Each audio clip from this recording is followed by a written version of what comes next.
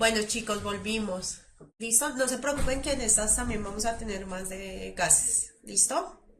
Hola Laura, sí, si tú aumentas el volumen, la presión disminuye o si disminuyes la presión, el volumen aumenta.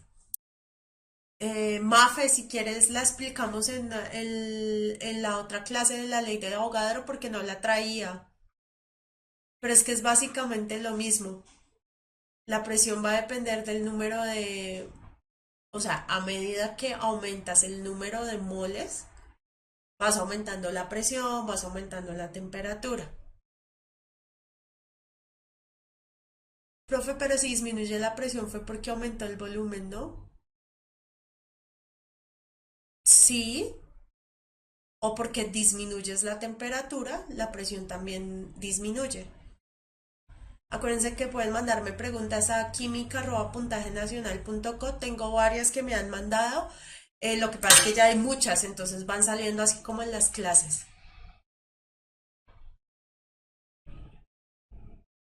Laura, en la anterior lo que pasaba era que el volumen aumenta, la presión no aumenta, la presión se mantiene constante, pero el volumen aumenta es porque hay un desplazamiento por las moléculas que entraron, ¿cierto? Entonces, como el émbolo es móvil, el émbolo se mueve hacia arriba. Acuérdense que el volumen aumenta y la presión disminuye o viceversa cuando la temperatura está constante. Es porque es un émbolo móvil. ¿Listo? Bueno, chicos, esta tiene mucho de gases, por eso siempre la traigo aquí al lado, y son las gráficas que nosotros manejamos. Generalmente preguntan por muchas gráficas, sobre todo en la nacional, ¿listo? Entonces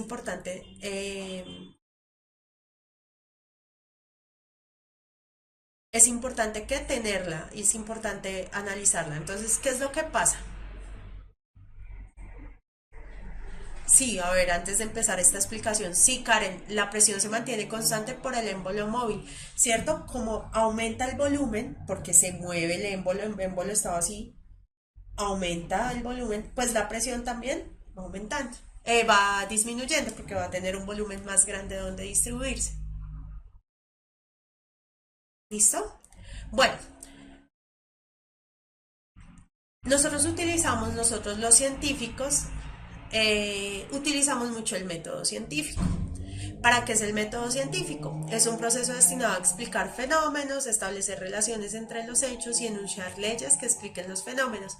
Entonces, es un paso a paso que existe con el que los científicos explican lo que están viendo, ¿ya? Generan un experimento para mirar si se comporta o no de acuerdo a la hipótesis que hayan establecido y luego sacan unos resultados, los publican y ya ese es como el método científico. ¿Listo? Entonces, por ejemplo, todos los bebés son expertos en método científico, solo que no son tan, ¿cómo digo yo? Tan profesionales en manifestar sus resultados a través de gráficas o tablas o lo que sea. ¿Listo? Entonces hacen una observación, se formula una hipótesis. Oiga, ¿será que eso sabe bueno o no? Hacen el experimento, en este caso, analiza los datos, concluye, reporta el hallazgo e invita a los demás como, oiga, venga, hágalo usted a ver si le sabía lo mismo. ¿Listo? ¿Listo? Yo no sé si es un moco, si es un mugre, si es que... Mi hermanita hizo un experimento así, pero con un gusano. Entonces no sé bien ahorita de qué hablamos. ¿Listo? Me hicieron reír mucho con que van a hacer una licenciatura con memes. Uno tiene que adaptarse a cómo las personas entiendan. Explicar con memes es muy bueno, es chévere. Yo trato de traerles casi siempre, pero bueno, no puedo a veces. ¿Listo? ¿Qué es lo que pasa? Cuando yo hago el método científico, hay muchas, uno expone los resultados o reporta los resultados. ¿Listo? Entonces, Esos resultados se ponen generalmente en la ciencia en tablas o gráficos. Por eso es que hay muchas preguntas de las que igual ya hemos hecho ejemplos que dice, un estudiante hizo un experimento y obtuvo tales datos que se obtienen en la siguiente tabla. ¿Listo? Jesús no, mi hermanita ahorita ya tiene muchos años, pero eso fue cuando tenía como unos 3 años, 4 años. Ella quiso echarse un gusano a la boca, pero bueno. Listo. ¿Cómo se reportan los resultados? Generalmente yo puedo reportar en tablas o gráficos, es como lo que más nos muestra. Por eso el resultado de un experimento generalmente en las preguntas del Saber 11 nos dan esas tablas o esos gráficos. ¿Listo? ¿Qué es importante? Los ejes o las coordenadas deben estar perfectamente definidos. Las escalas tienen que ajustarse a los datos obtenidos. ¿Qué pasa? Si por ejemplo yo tengo una gráfica, ¿cierto? Y yo estoy midiendo, no sé, presión contra temperatura, ¿cierto? Entonces la temperatura es 1 grado, 2 grados, 3 grados, 4, y la presión me dio 10, 20, 30 y 40, supongamos, ¿cierto? Entonces, temperatura va acá, presión va acá.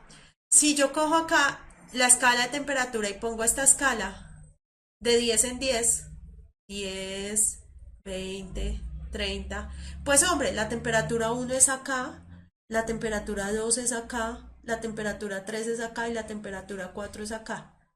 Queda toda la gráfica hecha en un solo lado.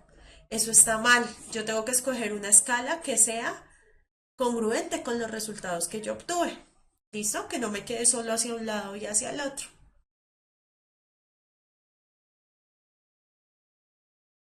Tiago me pregunta una pregunta, profe, en las tablas algunas no inician, en algunas de los ejes comienzan un punto. Uy, no entendí. No sé qué me preguntas. En las tablas lo importante es que arriba sepamos de qué variables nos están hablando y las unidades. Indicar unidades de medida. Debe usarse el eje X para la variable independiente, que es la que controla el investigador. ¿Listo? Y la Y para la variable dependiente, que es la que no controla. Entonces, X, la independiente, Y, la dependiente. ¿Listo?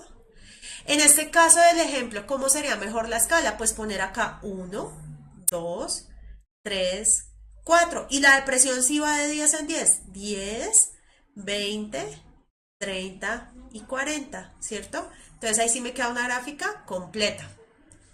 ¿Listo? No te preocupes, Momone. Ya te muestro ejemplos a ver si aclaramos un poco las dudas.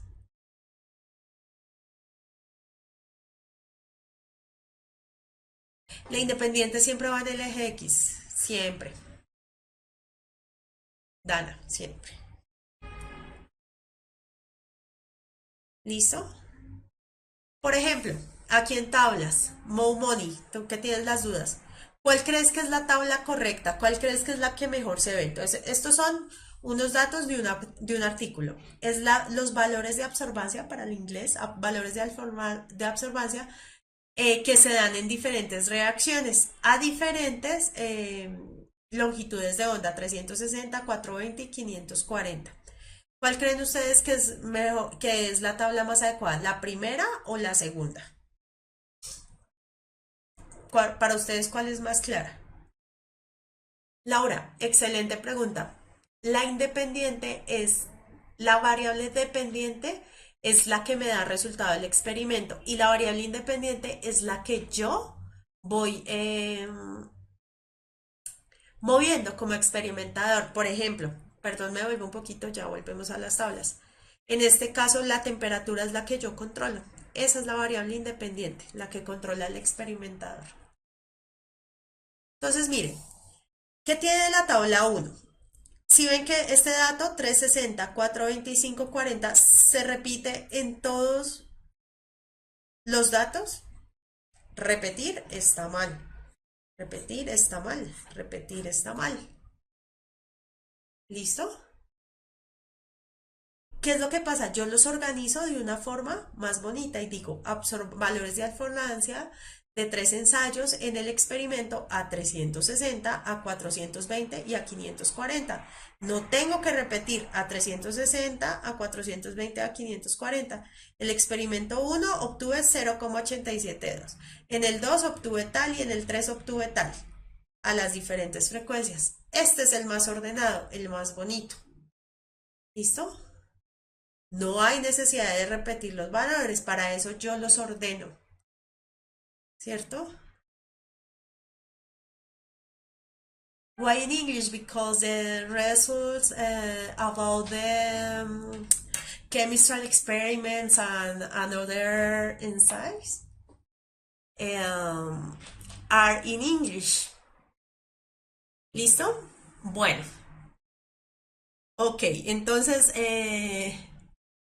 si quieres seguimos la clase en inglés. Entonces, bueno, o en portugués, que también hablo un poquito de portugués. Ese es el tema de las tablas, ¿listo? En las gráficas nosotros tenemos muchos tipos de gráficas, ¿listo? Entonces, en gráficas podemos tener, también están en English, entonces, por ejemplo, time of reaction y la absorbancia, absorbance.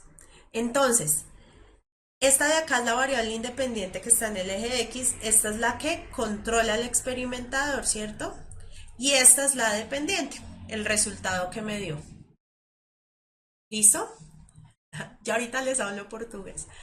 Entonces, este es un ejemplo de una gráfica que es directamente proporcional, ¿no? Si fuera hacia el otro lado sería inversamente proporcional. También hay gráficas en barras, ¿no? ¿Esta cuándo se utiliza? Ah, bueno, esta primera yo la utilizo cuando el experimento tiene variables numéricas en la parte de la variable independiente en la que yo controlo y variable numérica en la dependiente. ¿Listo? A ver, Josué me dice que tiene una pregunta. ¿Se necesita tabulación para graficar en química? Sí, yo necesito hacer una tabla para hacer la gráfica. Eso es muy importante. Es fundamental. Tengo esta también que son en barras, que es cuando mi variable independiente no es un número, sino son diferentes especies. Por ejemplo, acá cobalto, manganeso, zinc, magnesio y calcio. ¿Listo? Entonces, como no es un número, yo pongo en barritas para ver su comportamiento. ¿Listo?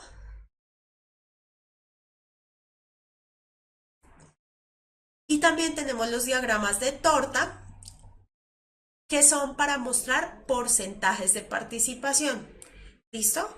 Todos estos porcentajes en toda la torta me suman 100%. Entonces yo digo, ah, bueno, tengo el 11,8 de manzanas, el 12, no, el 25,6 de bananas, de lechugas, de peras, de tomates, de lo que sea. Dana, mira que sí, ambas son numéricas, pero mira que acá este es un cobalto. Este no es un número, como si lo es acá. El eje Y sí es numérico, pero el eje X no. Josué, sí, necesito tabulación para las gráficas. Siempre.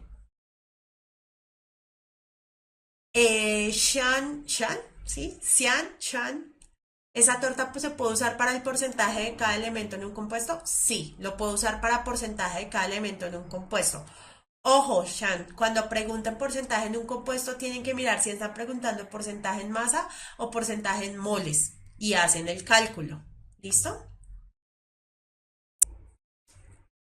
La de barras, bueno, para oxidorreducción, digamos que sí podemos aplicarlo, el que aumenta y el que disminuye. María José, en el caso, el eje X es el independiente, ¿cierto? Sí, el eje X es el independiente. ¿Listo? Entonces, vamos a hacer preguntas con gráficos. ¿Listo? A ver qué tal nos va. Dice, un grupo de estudiantes realizó un experimento con sulfato de sodio para determinar su solubilidad. cantidad máxima de soluto que se disuelve en una sustancia a una determinada temperatura. La gráfica que obtuvieron los estudiantes se muestra a continuación. Si un estudiante tiene 5 gramos de sulfato de sodio en 100 gramos de agua, por favor, ¿listo? A 50 grados centígrados y posteriormente disminuye la temperatura a 0 grados centígrados, se dice que la sal estaba insaturada en los dos casos, inicialmente insaturada y posteriormente saturada, inicialmente saturada y posteriormente insaturada, saturada en los dos casos, ¿cierto? Entonces acuérdense, un estudiante agarró diferentes temperaturas, ¿cierto? Y empezó a ver que tantos gramos se le disolvían en 100 gramos de agua y con eso hizo esta grafiquita. Y ahora nos dan este caso y nos preguntan. Entonces acuérdense que esto ya lo vimos en soluciones, hace como 2 semanas.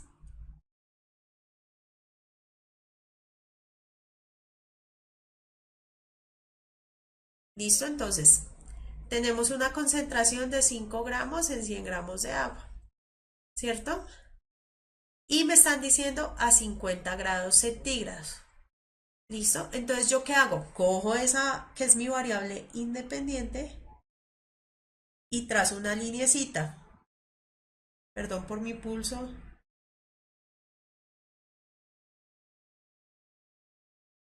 Ay, Dios mío. Esto es terrible. Es que aquí escribimos sobre una tabla en el computador, pero siempre el pulso me falla. Pero bueno, hacen una línea recta, como si pudieran coger una regla y hacer una línea. Ay, yo no puedo. Y cortan la gráfica, ¿sí? A 50 grados, ¿cierto? Yo puedo disolver más o menos como 45, 50 gramos, ¿cierto? Es decir, que si disolví 5 gramos, pues es una solución insaturada. ¿Qué pasa cuando disminuyo a cero? Tin, tin, tin, tin. Me vengo a cero, ¿cierto? Cero es acá. Listo. En cero me caben como la mitad entre esta y esta, que son ¿cuántos? 5 gramos. Y si yo tengo exactamente 5 gramos, ¿se acuerdan? Que si estoy sobre la gráfica estoy hablando de una saturada. Entonces, ¿cuál es la respuesta? La B. Dylan le va a preguntar a Freddy porque yo no tengo pulso nunca. Sara, ¿qué no entendiste? La pregunta, la respuesta, cómo corté la gráfica.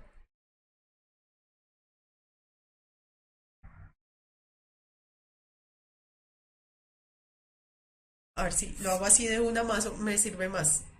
Sí, no, terrible. Esto lo explicamos ya en soluciones. ¿Listo? Si no se han visto la clase de soluciones, tienen que verlo. Pero cuando yo tengo una gráfica de solubilidad, la gráfica, cuando yo estoy sobre la línea, estoy hablando de una solución saturada. Cuando estoy por debajo de la línea, estoy hablando de una solución insaturada. Y cuando estoy por encima, estoy hablando de una solución sobresaturada. ¿Listo?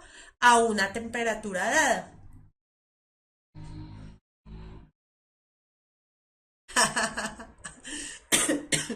María, sí, yo también me pregunto cómo corté la gráfica, no sé. No, Cassandra, saturada no es neutra, son dos conceptos diferentes. Saturada es la máxima cantidad de soluto que permite el solvente. Neutro es de pH neutro, que luego vamos a ver pH. ¿Listo?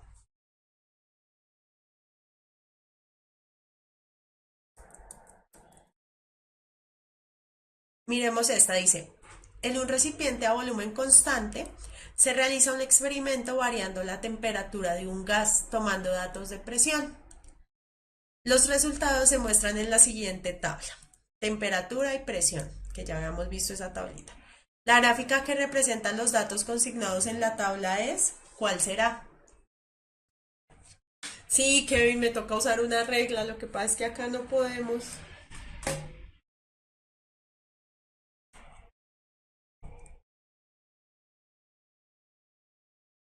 Esta está súper fácil, ¿no? La temperatura es la variable independiente y la presión es la variable dependiente, ¿cierto? A medida que uno aumenta, la otra también aumenta, ¿cierto? Es decir, que tiene un comportamiento proporcional. Es esta. ¿Vio mi pulso? Dios mío. Voy a ensayar eso. Hasta es chévere. A 50 grados centígrados y una atmósfera de presión, un cilindro de volumen variable contiene oxígeno. La gráfica representa el cambio del volumen en el volumen del cilindro en función de la temperatura para dos etapas en el proceso, ¿cierto? Entonces me muestra una etapa 1 y una etapa 2. Tengo el volumen y tengo la temperatura. ¿Listo? Dice, si durante el proceso el número de moles de gas permanece constante y la presión del oxígeno en la etapa 1 aumenta y en la etapa 2 disminuye, disminuye y en la etapa 2 permanece constante y en la etapa 2 aumenta, permanece constante y en la etapa 2 disminuye.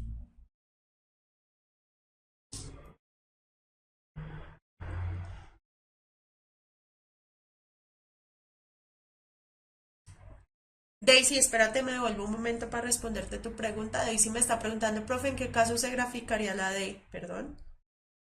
Eh, a ver, esa es una variable. La D es inversamente proporcional. Acuérdate cuál es la inversamente proporcional de la clase que vimos ya. Listo, entonces, ¿qué hay que ver acá? Hay que analizar la gráfica. ¿Qué pasó en la etapa 1, cierto? En la etapa 1, la temperatura.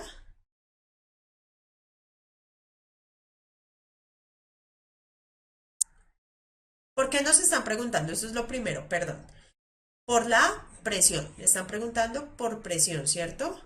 Pero yo acá no tengo presión, tengo temperatura y volumen. Entonces tengo que acordarme qué le pasa a la presión cuando el volumen cambia, ¿cierto?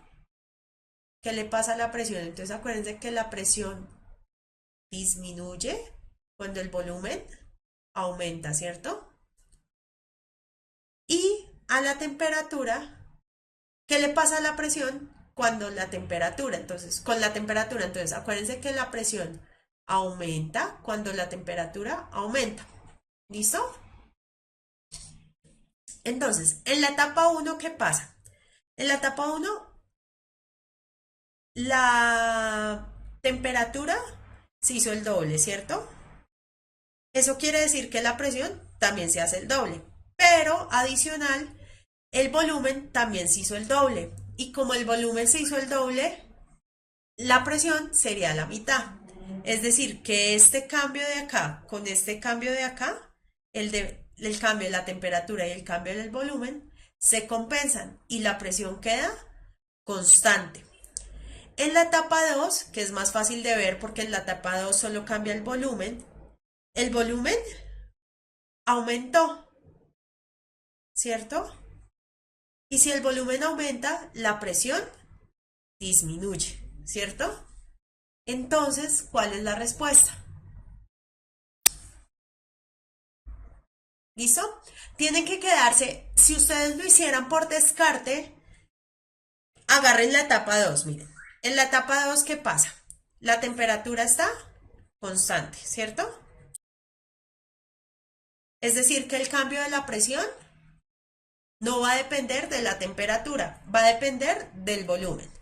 Y como el volumen aumenta, la presión disminuye. Es decir, que de entrada en la etapa 2, la presión disminuye. ¿Listo? Entonces ya nos quedamos entre la A y la D. ¿Listo? Y la presión ya en la etapa 1. En la etapa 1, la temperatura aumentó. Eso quiere decir que si fuera solo por temperatura, la presión aumentaría. Pero como el volumen también aumentó, entonces acuérdense que a mayor volumen, menor presión. Entonces se igualan las cargas y la presión permanece constante.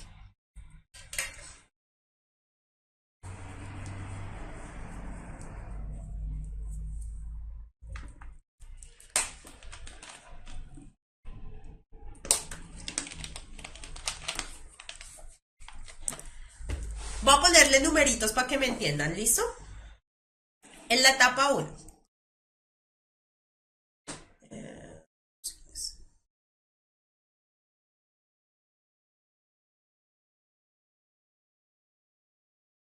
La etapa 2 ya todos la entendieron. Entonces toca la etapa uno. ¿Qué pasa en la etapa uno?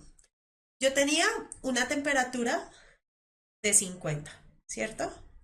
Y pasé a una temperatura de 100. Solo estamos mirando este pedacito de acá, ¿cierto? Si yo tuviera una presión de 2, supongamos que inicialmente yo tuviera una presión de 2 atmósferas, cuando aumento la temperatura, ¿qué presión tendría? ¿Cuál creen ustedes?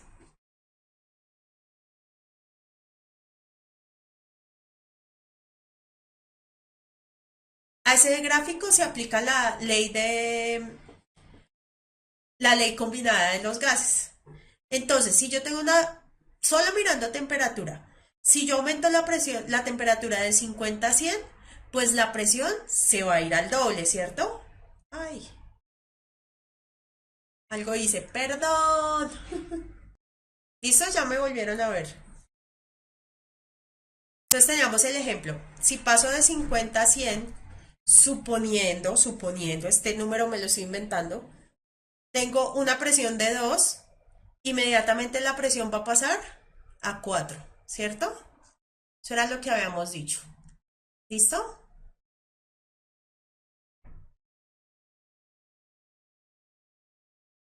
Listo. Ahora miremos el otro cambio, que es el del volumen, de 10 a 20. Supongamos que tenemos la misma presión inicial de 2, ¿cierto? Entonces el volumen pasó de 10 a 20, ¿cierto? Acuérdense que a medida que la presión aumenta, el volumen disminuye. Eso ya lo vimos. ¿Listo? Si yo tenía una presión en 10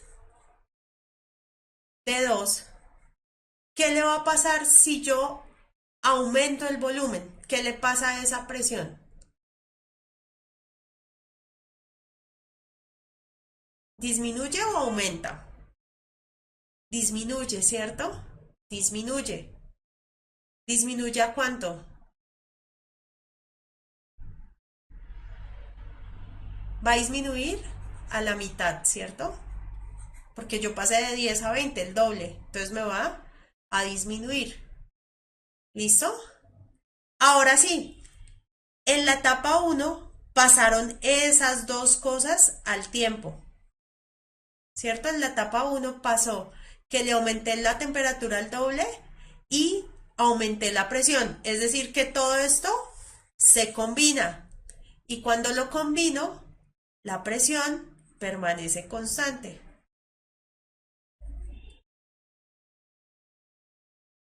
¿Por qué? Ah, porque es que yo le aumenté, pero luego le aumenté el volumen, o sea que lo volví a disminuir a la mitad. ¿Listo? Por eso la respuesta es la D. No puede ser que ya sean las 7.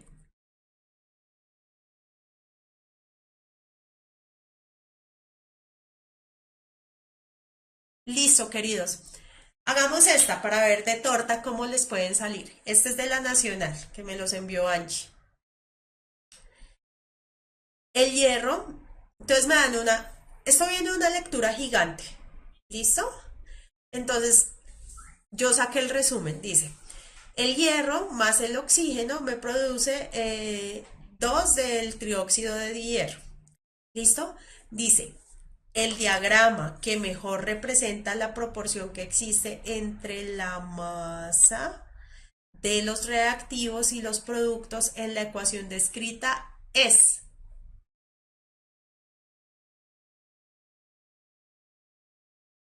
¿Cuál es? Bueno, los que me están diciendo que me despida todavía no me voy a ir. Hagamos esta y ya, luego sí me despido. Entonces Luis Fernando me dice que es la A o la B, Juan Manuel también. William sí se decide por la A, ¿cierto? Entonces, está súper bien que sea A y B, porque acuérdense que por la ley de conservación de las masas no se crean ni se destruyen, solo se transforma, es decir, que la masa de acá es igual a la masa de acá. Es decir, que este es el 50% de la masa y este es el otro 50%, ¿cierto? Entonces, listo, es la A o la B. ¿Cómo hacemos para descartar? ¿Qué pesa más, el hierro o el oxígeno? ¿Listo? Entonces, el hierro, a ver que lo tengo por acá, pesa 56 y el oxígeno pesa 16, ¿cierto? Es decir, que ya de este lado, lo que más pesa es el hierro y lo que menos pesa es el oxígeno. ¿Listo? Entonces sería, ay Dios, la, ¿listo? Eso les puede sacar.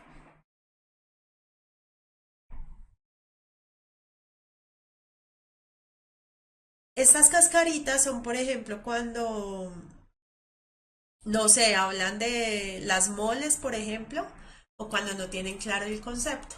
¿Listo? Bueno, chicos, no nos dio más el tiempo. Algunas de las preguntas que nos faltaron las ponemos en las siguientes clases de repaso que tengamos. ¿Listo? Eh,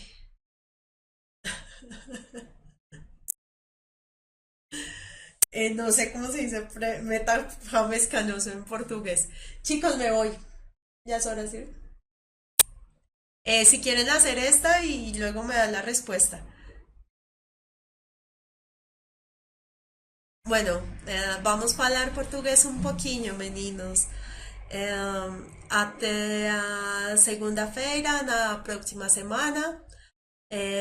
Boa noite para vocês e a gente se fala na outra semana. Tá bom, meninos?